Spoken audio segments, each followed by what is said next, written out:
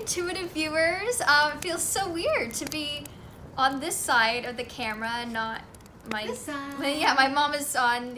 Kim Carey, who has been your intuitive psychic, is holding the camera now. So I'm wearing my little bit of makeup, and Lucy.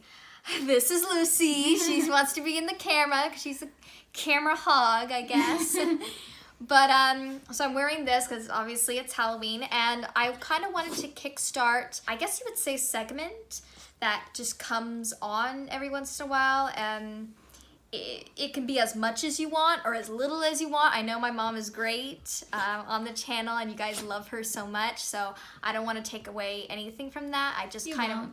You won't. But I just kind of wanted to do this because I have a gift in channeling, and I have spirit guides to help me channel. So a little bit about me before we get started with for my first one today. We're going to be doing Sarah Winchester today, since a lot of you talked about the Winchester Mystery House when we mentioned it a few times. So I thought that would be a good one to start off with. So a little bit about me. So I am, when I'm not channeling, I am a voice actress, which is really random and weird. I'm a voice actress, and I am a screenwriter as well, and I'm currently going to film school and trying to get my degree in screenwriting. So I like to be behind the camera a lot, and I just love that side of it. So this feels weird to be in front of the camera.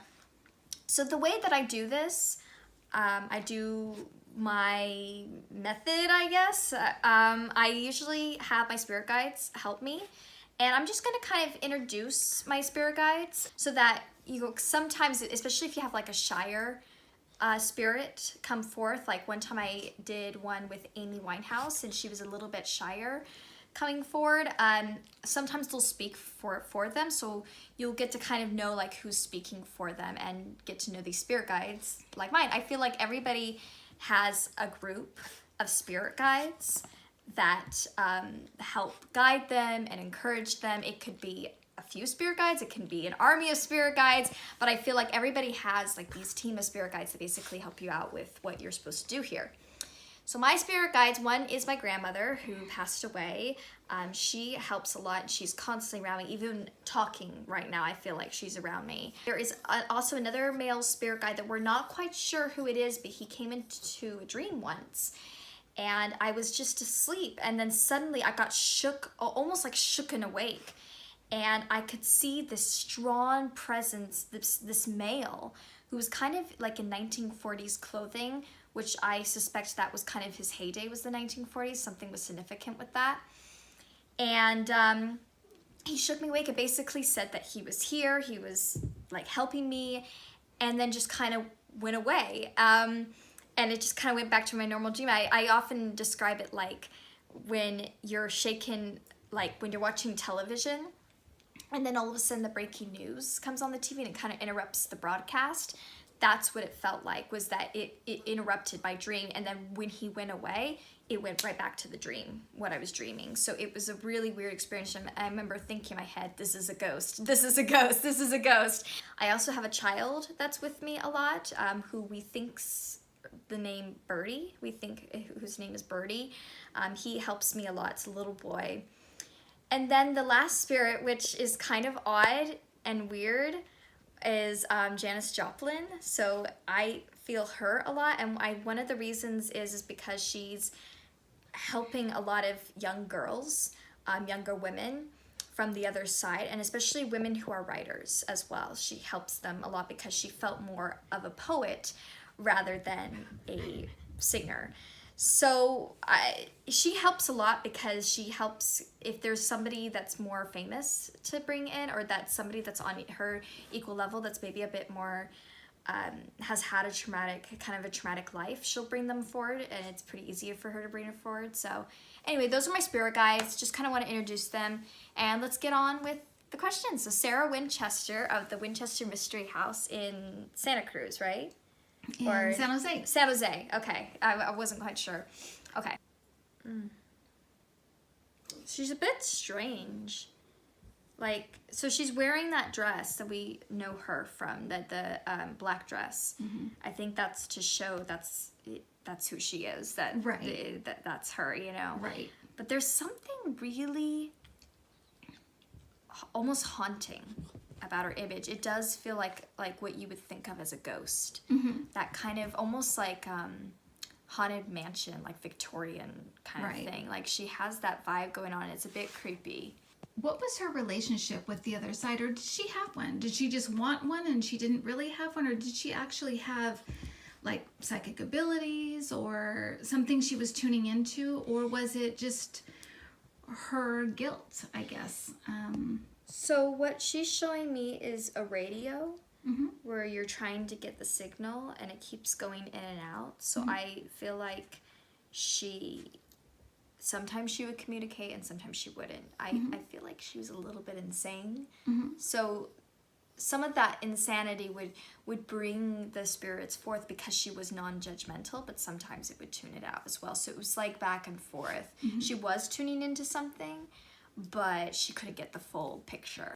The guilt, I mean, especially looking back now, because she has such a broader view of her life as Sarah Winchester. Yeah. What was it about? What was in her contract? Why did she feel such guilt for something she actually didn't invent? So before I answer that question, I just want to make a point to say she's very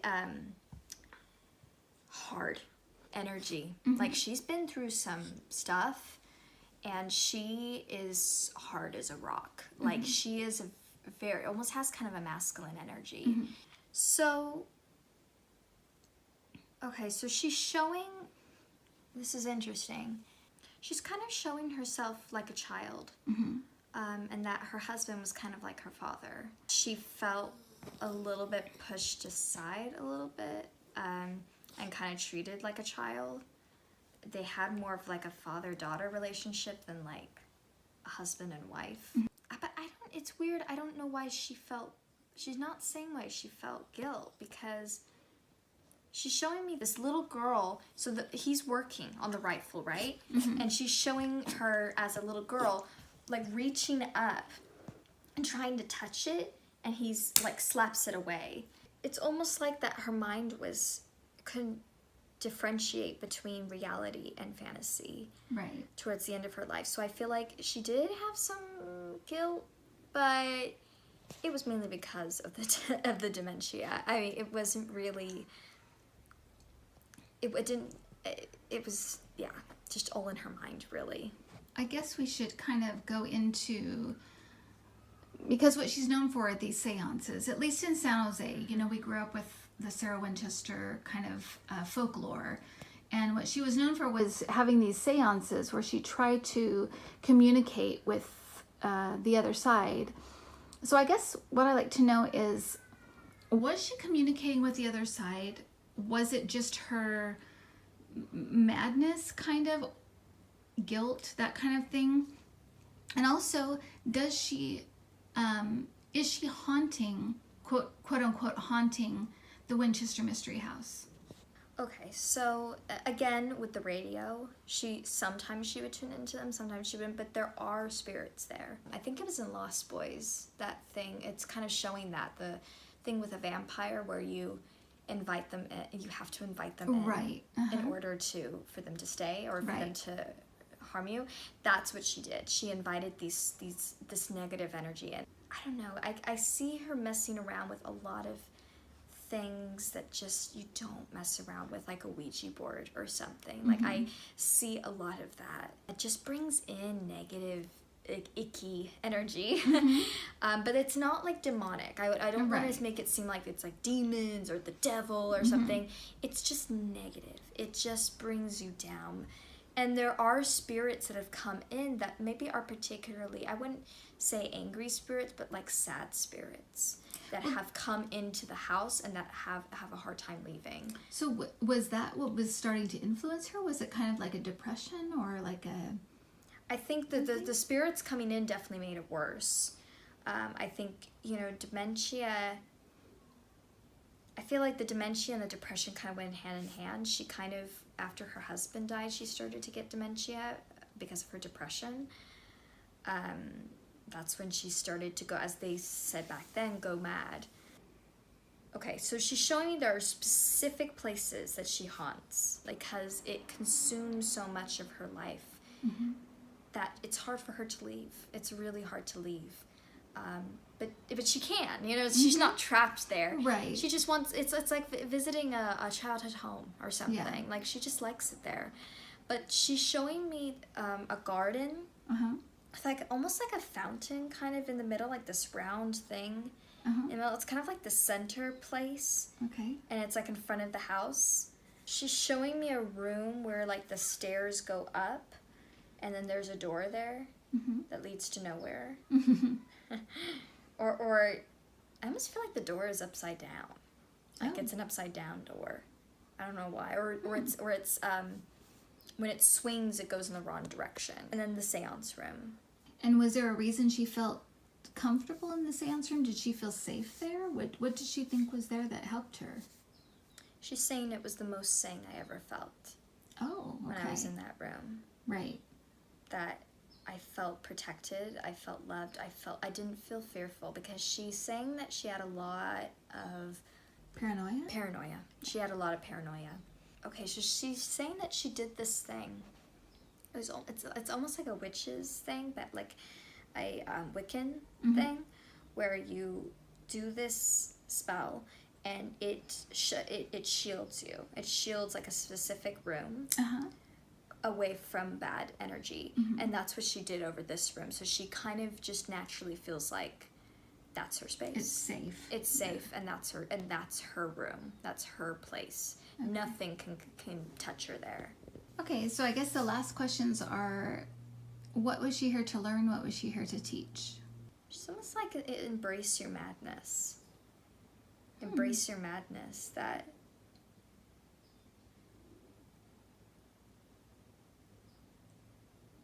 I don't know. There's something with her, the fact that she had this, and she had this public display of literally going insane. Like, people saw that she was going insane, and that still visit it today, that helps people in a way. Right. Like, to be honest and to be open about this kind of stuff. Like, obviously not build a whole house, you know, and with these things, but it was something they didn't talk a lot about back then.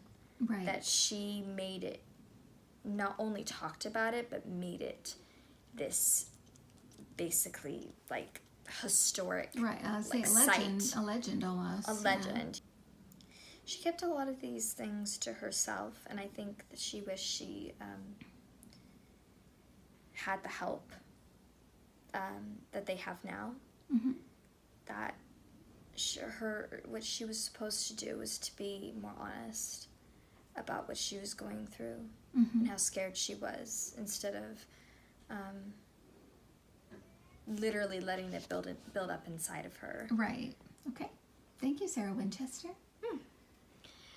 Okay, so that's how I do things. Okay, so yeah, this is a new thing, but yeah, we'll continue obviously my mom will continue doing readings just like normal, you know. And anytime you want me to channel somebody, just put #request Cassie in the comments and say who you would like me to channel. Thank you guys so much. Please ring the bell, subscribe, and Happy Halloween. Happy Halloween!